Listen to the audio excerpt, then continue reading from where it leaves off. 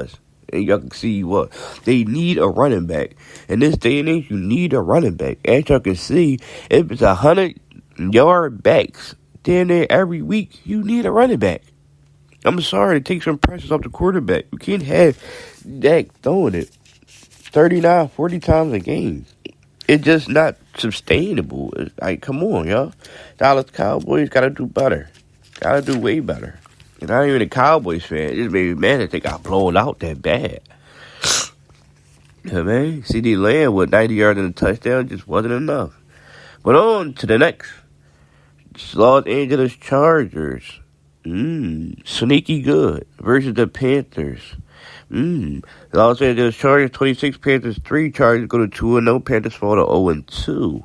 Herb looking great. They are run team first, like I said. J.K. Dobbins another 100 yards on the ground for the second week in a row. 131 yards to be exact, 1 touchdown. And my man Herb with 14 for 20, 132 touchdowns, 1 pick. You feel me? And the second-year receiver, Quentin Johnston, 5 catches, 51 yards, 2 touchdowns. And the big back wide receiver comes through with the 2 touchdowns. But Bryce Young, bro, he gets too small. Decision-making too slow. And the fucking O-line still sucks. There's no way around it. Panthers, I know it's early. I know y'all want to go up with a first-round pick. But it ain't looking like he a first-round pick. It's looking like he a dud. It's looking like he a bust. I'm sorry. They can't move the ball. He not quick with decisions. I just don't fucking know. And I will be watching him next week to see if Bryce Young will get benched. Because if he keep playing this horrible, he needs to be benched, bro. I know y'all put all this faith in Tommy, a first-round quarterback, but he's not a first-round quarterback, bro. He's too small. I'm sorry. But on to the next. Seahawks 23, New England Patriots 20. Seahawks squeak out the win in overtime, improve to 2-0. New England falls to 1-1. Geno Smith 33 for 44, 327, 1 touchdown. DK 10 receptions, 129 yards through the air, 1 touchdown.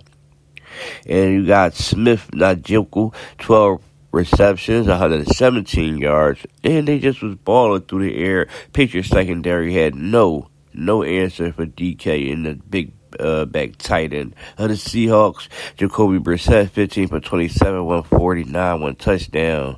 Antonio Gibson, 96 yards, and Ramon Stevenson, 81 yards, 1 touchdown. Hunter Henry, the tight end, 8 receptions, 109 yards. Like I was saying, there's a lot of receivers went over 100 yards, a lot of backs went over 100 yards this weekend. You know what I mean? So the Pats might be sneaky good, or they might be sneaky bad. But for what I saw, the Patriots definitely good. They're going to be a run-first team, run, play action, rely on their defense. And they're going to squeak out more wins than the people thought.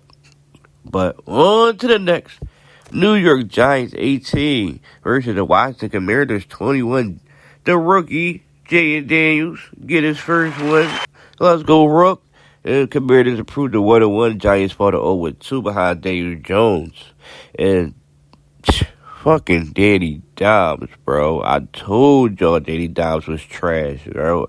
The game, he went on a last-second field goal. His time expired. And, like I said, Daniel Daniels, good win. But Daniel Jones, I think it's time to move on for Daniel Jones.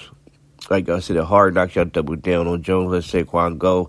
Y'all should have gave Saquon that contract and franchise tag Daniel Jones. But, hey, that's what happens in franchise. And y'all man Daniel Jones with 23 for 29, 226.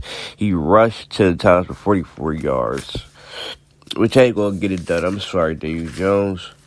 You got to do better, broski. You feel me? But Malik Neighbors was damn near unstoppable. You feel me? Malik Neighbors was damn near unstoppable. The rookie stat with 127 catches, 1 touchdown, 10 receptions. That you couldn't stop him. But Daniel Jones is definitely a good 1-2 puncher. You definitely going to be looking for him a lot more moving forward. So if I'm anybody, definitely take Malik Neighbors over, or Malik Neighbors receptions over for the next couple games. I'm telling you, Malik Neighbors, and he gets separation. I'm telling you, he gets separation easily, and he got hands. I like Malik Neighbors. He's definitely a good target for Daniel Jones. They got to get Devin Singletary rolling. I mean, they did get it rolling with 95 yards, 1 touchdown. Giants defense just couldn't get it done. Day is very dynamic as a quarterback. As I was telling y'all, I like young boy. He's going to be a problem. And, Daniel Jones for the 0-2 the Giants. They might be scary hour for the Giants. You don't know. But another upset, they was giving them 7.5 to the Bucks at home, and then the Bucks takes this one and get the Detroit Lions. Tampa Bay 20, Detroit Lions 16. Tampa Bay approved the 2-0. Detroit Lions fall to 1-1. Baker Mayfield 12 for 19, 85 yards, 1 touchdown, 1 pick, 1 rush touchdown. Chris Godwin went on 7 receptions, 117 yards, 1 touchdown. Bucks red zone defense came through in the clutch when it needed. Third down defense came through, and the fourth down defense came through with that late fourth down throw that was shorter than sticks to Jahmyr Gibbs from Jared Goff. That was turned over on downs and kind of sealed the deal for the Lions. But Jared Goff went 34 for 55, 307, 2 picks. Gibbs 84 yards, Montgomery 35 yards, 1 touchdown, and St. Brown 14 catches, 119 yards. Lions just didn't have enough. They was moving the ball up and down the field very efficiently. Just ain't have enough, bro, to put it through, put it in the red zone when it counted. Field goal's not going to get you too much of a win nowadays, but you have to put it in the end zone. And you just couldn't this game when they usually can. I think they should have tried to oppose their will more and ran more with David Montgomery, the big back, and giving it more time than Jahmyr Gibbs out the back, the swifty back. You feel me? But that's just my opinion. I think they should lean on teams more with Montgomery, and then late in the game switch up with Gibbs or keep him out the outfield. The backfield with Gibbs or line him up in the slot. You could do a lot with Gibbs, but definitely have Montgomery pound the ball way down on the defensive line in the beginning of the game. So late game execution, y'all would be fine. But Tampa Bay moved to 2-0, and it's Tampa Bay the real deal. Baker Mayfield did get that $100 million contract, and like he's fulfilling it so far to me. But on to the next. Very, very disappointing. A rest. The Colts couldn't get it done behind a backup quarterback to Green Bay. Green Bay squeak out this one against Indianapolis 16-10. Green Bay moves to 1-1. Indianapolis fall to 0-2. And I don't think it's time to panic yet for the Colts. This is only the second year. You probably can count it as his rookie year. He only played 4 games last year. But no, this is second year in Richardson. So this is 6 games starting. So I ain't going to panic yet. At least give him a whole season, whole 17 games before we panic. He was 17 for 34, 204 yards, 1 touchdown, 3 fucking picks. Jonathan Taylor, 12 rushes, 103 yards. Josh Jacobs for the Green Bay Packers carried the ball 32 times, 151 yards. Colts have to stop the run. It's the second week on the road. Somebody, a running back, went over 150. Joe Mixon went over 150 last weekend on the fucking Colts. They have to stop the run. They have to stop the bleeding. They did a somewhat good job in the red zone to force the Packers to kick a few field goals, but Anthony Richardson and them just couldn't find the end zone when it counted. So they got to do better with scoring and completing drives, bro. Because they're a real explosive team, but they fall to 0-2. On to the next. Los Angeles Rams 10 versus the Arizona Cardinals 41. Cardinals rout the Rams in the move when they approved the 1-1. Rams fall to 0-2. Cooper Kupp left this game a little hobbled. Matthew Stafford went 19 for 27, 216, 5 sacks. They running back Kerryon Williams 25 yards, 1 touchdown. But the most important person of this fucking game was Kyler Murray connecting with rookie Marv Harrison Jr., the rookie, who went off for 4 catches, 130 yards, 2 touchdowns. Got a bomb from him. Marvin Harrison Jr. definitely looked good, especially after Kyler Murray said it's not my job to get him the ball. Which it kind of is your job to give him the ball because you're the quarterback. And I believe that's the quarterback job to get the open wide receiver or tight end or running back the ball. And last week, he was open on a couple plays and he just didn't look his way. But he looked his way this week, and look what the fuck happened. They got the win, the blowout win. And James Conner pitched in 122 yards, 1 touchdown. And then the Cardinals smacked the Los Angeles Rams to get their first win of the season. On to the next. Pittsburgh 13 versus the Broncos 6. Pittsburgh goes to 2-0. Broncos fall to 0-2. Justin Fields. You got to get Justin Fields his flowers. Everybody was counting him out. Ain't nobody really want him. But Mike Tomlin got him over there with him. Not turning the ball over. Not making bad decisions. He's not running when not supposed to. He's not throwing the ball when not supposed to. He just passing the rock off. Get his yards on his ground, on his feet. He throw the ball through the air when he can. And he playing smart football under Mike Thomas, bro. He went 13 for 20, 117 yards, 1 passing touchdown.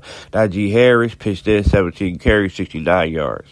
And they just rolling right now. They rolling with Justin Fields, and I don't see no reason for them to switch it up and go back to Russell Wilson. Like everybody was saying. I was saying start Fields over Wilson anyway, but Wilson got injured, Fields got the start, and it's been a wrap ever since. And I think Justin Fields might be comeback player of the year if he can keep this up. I'm telling y'all. And Bo Nick, bro, they gotta stop having them short ass dinking dunking passes, bro. Sean Payton gotta dial up some good plays for the young boy. 20 for 35, 240, 246, 2 picks, bro. He just gotta stop jumping the ball down, bro. He gotta give him some better plays for the rook. It's just not happening. But on to the next. Kansas City 26 versus Cincinnati Bengals 25. Bengals fall to 0-2 for the third season in a row. KC approved a 2-0, and they won a game on a last second field goal. This time it's fire. Super Bowl champs. And I don't even know why they was talking shit to the Super Bowl champs. Like Jamar Chase said, we the team to beat in the AFC. Everybody know it. But start the year off 0-2 and lose to Kansas City in Kansas City. And now, what can anybody say about Joe Burrow and Patrick Mahomes? Burrow got 1 win over him. They 3-2 head to head, but that win was so long ago in the AFC Championship. It virtually don't count no more. But that was the last time he got a win against Patrick Mahomes. Other than that, Patrick Mahomes had been whooping that ass the last 2 times they met. So, you know, I don't see nothing else. I think they meet in the playoffs this year. If the Bengals can start rolling, the Chiefs will beat them again. It was a good game all the way down to the end. Very, very, very exciting. Everybody pitched in on this game. Made it worthwhile. But from what I saw, the Kansas City Chiefs are still the team to beat in the motherfucking National Football League. I'm sorry. But Joe Burrow with 23 for 36, 258, 2 touchdowns. Zach Moss, 34 yards. And Mike Gesicki, 7 receptions, 91 yards. The tight end with 2 touchdowns. I'm sorry I can't pronounce his name. But the tight end, he definitely came out of nowhere. But the run got shut down for the most of the game on them. Jamar Chase had 35 yards. He actually cost them the game with the late penalty. The flag, they got him the unsportsmanlike conduct. We thought it was a hip-drop tackle, but wasn't called. After that play, he was, he got sacked. Joe Burrow got sacked. It was over. It was all strode after that. They put it away, and Patrick Mahomes did his thing. But Patty went 18 for 25, 151, 2 touchdowns, 2 picks. Pacheco, 90 yards on 19 carries. Reese Rice, 75 yards, 1 touchdown. And the Super Bowl champs looking good. It improved to 2-0, if you ask me. Oh. On to the game of the night. Well, the night game, I don't think it was the game of the night. The game of the night was Cincy KC. But on to the night game. The Chicago Bears versus the Houston Texans. Chicago 13, Texans 19, and Chicago falls to 1-1. Houston improved to 2-0. Key looked way better than his first outing with 98 yards, but he did throw a pair of picks. And C.J. Stroud and Nico Collins lead the Texans to the win. Caleb Williams with 23 for 37, 174, 2 picks. Got sacked 7 times and rushed for 44 yards. The O-line really couldn't get DeAndre Swift rolling. O-line really couldn't protect Caleb. And they might have a problem with that offensive line. They really couldn't do nothing. They might have a problem. They might have to really